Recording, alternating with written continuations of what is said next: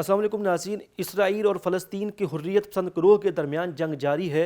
Israel फ़लस्तीन के इलाके गज़ा पर बमबारी कर रहा है। वहाँ पर स्कूल, हस्पताल, मिलिया मेड किए जा चुके हैं। बहुत सी ख़वातीन, बूढ़े और बच्चे इसराइली बमबारी में शहीद हो चुके हैं। ऐसे शहीद होने वाले फ़लस्तीनियों की तादाद सैकड़ों में पहुँच चुकी है।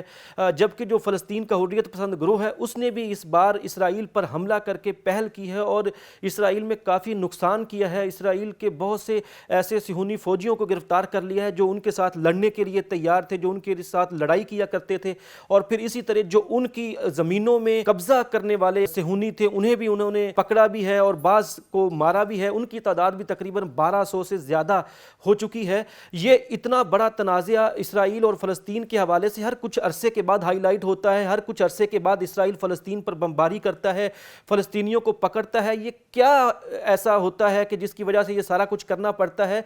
हमारी नई नस्ल को इस बात का इल्म तो है कि फ़लस्तीन में बैतुल मक़दस है, मस्जिद अक्सा है, मुसलमानों का उनके साथ लगाव है, लेकिन सिर्फ यही है या इसके अलावा भी कोई वजह है कि जिसकी वजह से फ़लस्तीनियों के हवाले से आवाज़ बुलंद करनी चाहिए?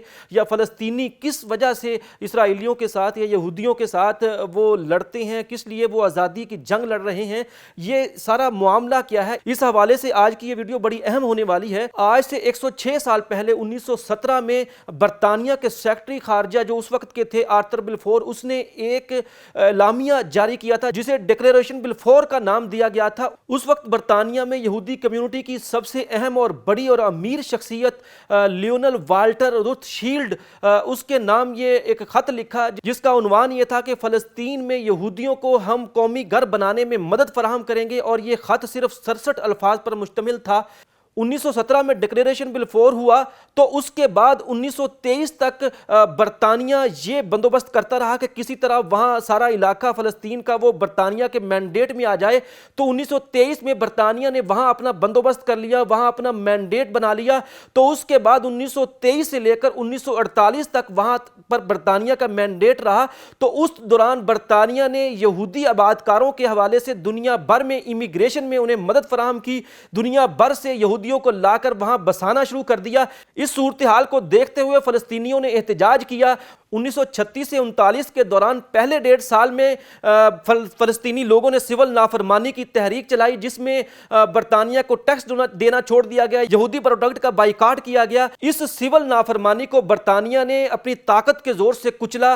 लोगों के घरों को मिसमार किया गया, उन पर हवाई बमबारी की गई। जो शख्स इस नाफरमानी की तहरीक में शामिल होता उसके घर को गिरा दिया जाता, उसे गिरफ्तार कर लिया जाता, उसे कत्ल कर दिया जाता।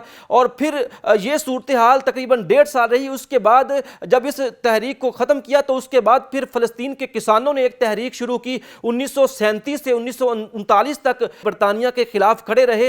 इस दौरान सुहूनियों को बरतानिया वहाँ पर आबाद करता रहा, उन्हें मुसल्ला करता रहा, उन्हें ट्रेनिंग देता रहा। और फिर वहाँ पर सुहूनियों की इतनी तादाद आ चुकी थी कि बरतानिया ने उन्हें मुसल्ला करके इंसदादे बगावत फोर्स में बनाकर अपने साथ उन्हें शामिल कर लिया। और उनके ज़रिए फिर वहाँ फ़लस्तीनी जो आबाद अरब थे उन पर तशद्दुद होने लगा, उन्हें वहाँ से बेघर करने के लिए प्लानिंगें होने लगी, उन्हें वहाँ पर मारा जाने लगा। इस तहरीक में तकरीबन 5000 फ़लस्तीनी शहीद हुए, 5500 गिरफ्तार किए गए और 15 से 20 हज़ार फ़लस्तीनी इस सारी तहरीक में ज़ख्मी हुए थे। 1947 तक मामलात ऐसे ही चलते रहे। दूसरी जंग अजीम के इख्तिताम के बाद बरतानिया अपने बहुत से इलाके छोड़ रहा था। तो 1948 में उसने फ़लस्तीन का इलाका भी छोड़ना था। तो अपने मैंडेट को ख़त्म करने से पहले पहले वो वहाँ पर यहूदियों का एक तसल्लुत कायम करना चाहता था, जिसके ज़रिए एक ऑपरेशन वहाँ पर शुरू करवाया गया, जिस ऑपरेशन के ज़रिए वहाँ से फ़लस्तीनियों को बेघर किया गया। वो फोर्स फ़लस्तीनियों को उनके घरों से निकालती और लबनान में कायम पनाह गज़ीनों के कैंप में वहां भेज देती। और बरतानवी मैंडेट के इख्तिताम तक यहूदियों की फ़लस्तीन में तादाद 33% तक पहुंच चुकी थी, जो कि पहले 10% भी कम थी। और ये 33% यहूदी भी सिर्फ फ़लस्तीन की 6% ज़मीनों के मालिक थे।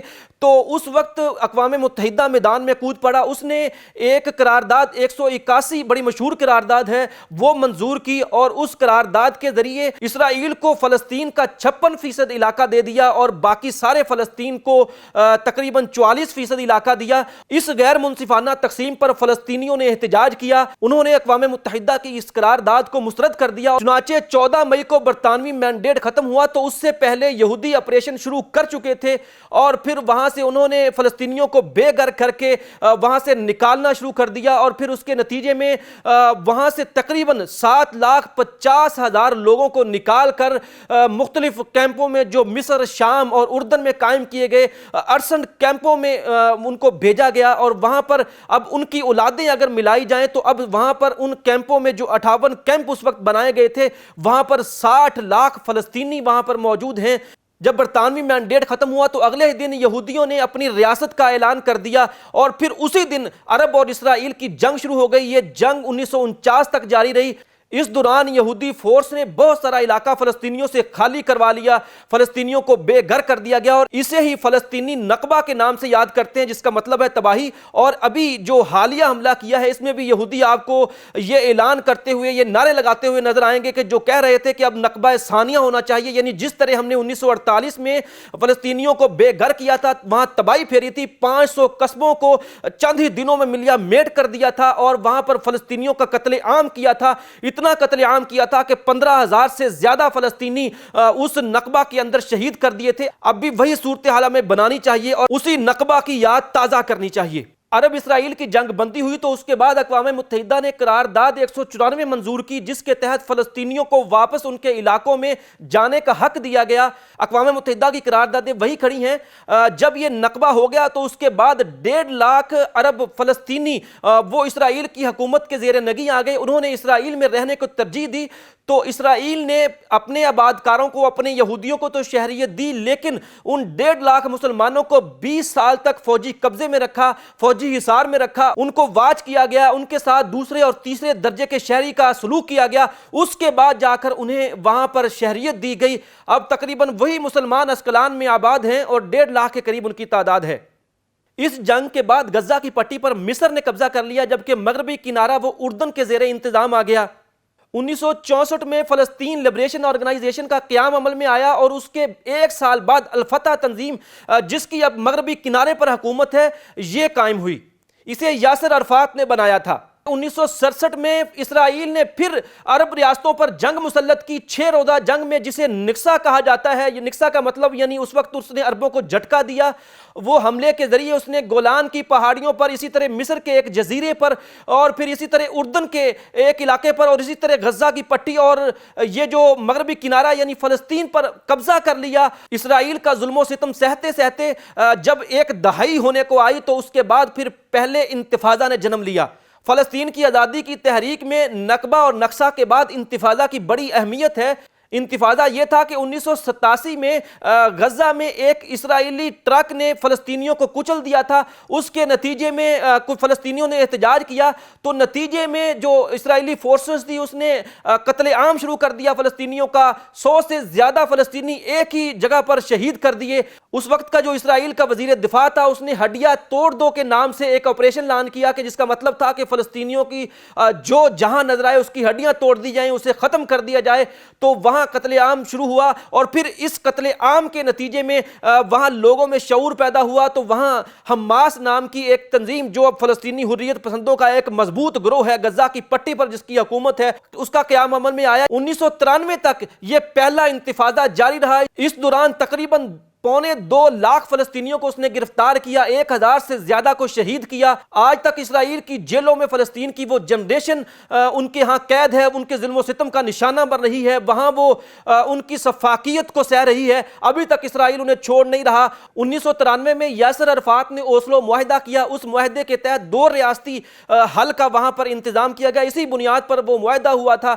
اوسلو معاہدے کے تحت جس میں فلسطین نے اسرائیل کو تسلیم کر لیا تھا، یروشلم فلسطین کا دارالحکومت بننا تھا، لیکن ایسا کبھی نہیں ہو سکا۔ اس کے بعد اسرائیل نے 1995 میں غزہ کی پٹی اور اپنے علاقوں کے درمیان باڑ لگانا شروع کر دی اور دیوار بنانا شروع کر دی، تاکہ ان علاقوں کو فلسطین سے الگ کر دیا جائے، جس کا نتیجہ یہ نکلا کہ اسرائیل نے وہاں پر ناکہ بندی کر دی، وہاں پر لوگوں کو مجبور کر دیا۔ اسرائیل نے وہاں پر ماحول ایسا بنا دیا کہ جیسے وہ ایک جیل ہو، وہاں پر سہولیات جیل سے زیادہ نہ جائیں۔ اور اس جیل میں فلسطینیوں نے اپنی آزادی کی تحریک کو جاری رکھا، اور آج اسی جیل سے فلسطینی حریت پسندوں نے اسرائیل پر اپنی جو آبادیاں، اپنی جو علاقے اس نے قبضہ کیے تھے، وہ چھڑوانے کے لیے آپریشن طوفان الاقصی کا آغاز کیا ہے۔ 2000 میں جب اسرائیلی حکومت کا جو اس وقت کا اپوزیشن لیڈر شارون تھا، اس نے مسلح گارڈ کے ساتھ اور سخت سیکیورٹی میں مسجد اقصی کا، بیت المقدس کا دورہ کیا، تو وہاں پر اس وقت فلسطینیوں نے احتجاج کیا۔ اس احتجاج کے نتیجے میں کئی فلسطینیوں کو شہید کیا گیا، جس کے نتیجے میں یہ تحریک مزید زور پکڑ گئی، اور اس کے بعد اسرائیل نے فلسطینیوں کا قتل عام بھی کیا، اور یہ تحریک چلتی رہی، اور پھر یہ 2005 تک معاملہ ایسے ہی رہا۔ 2004 میں یاسر عرفات کی وفات ہو گئی، تو اس کے بعد اگلے سال دوسرا انتفاضہ ختم ہوا، تو اس وقت اسرائیل نے جو پہلے انتفاضہ کے دوران غزہ کی پٹی پر اور مغربی کنارے پر بھی قبضہ کر لیا تھا، اور وہاں پر اپنے آبادکاروں کو بسا دیا تھا، اپنی فوج وہاں پر لے آیا تھا، تو اس نے وہاں سے پھر ایک معاہدے کے تحت اپنی فوج نکال دی اور وہ علاقہ فلسطینیوں کے حوالے کر دیا۔ پھر اس کے بعد حماس اور الفتح کے مابین وہاں پر لڑائی شروع ہو گئی۔ اس لڑائی میں بھی فلسطینیوں کا کافی نقصان ہوا، اور اس کے بعد پھر مغربی کنارے پر الفتح نے اپنی حکومت بنا لی، اور فلسطین لبریشن آرگنائزیشن کے تحت پھر جو غزہ کی پٹی تھی وہاں پر حماس نے اپنی حکومت قائم کر لی۔ تو یہاں پر میں ایک اور بات بھی واضح کر دوں، ابھی بھی اسرائیل کی جس کے ساتھ جنگ ہے وہ غزہ کی پٹی میں جس حکومت کو عرب دنیا تسلیم نہیں کرتی ان کے ساتھ جنگ ہو رہی ہے، جبکہ جو علاقہ مغربی کنارہ جہاں پر فلسطینی اتھارٹی کی حکومت ہے، یا ایسے سمجھے کہ الفتح کی حکومت ہے جس کے صدر محمود عباس ہیں، اس کا اسرائیل کے ساتھ کوئی جھگڑا نہیں ہے۔ یہ سارا تاریخ کے تناظر میں فلسطین اور اسرائیل کا معاملہ ہے۔ امید کرتا ہوں کہ آپ یہ ساری ویڈیو دیکھنے کے بعد اس نتیجے پر پہنچ جائیں گے اور آپ سمجھ جائیں گے کہ فلسطین اور اسرائیل کا معاملہ اصل میں کیا ہے۔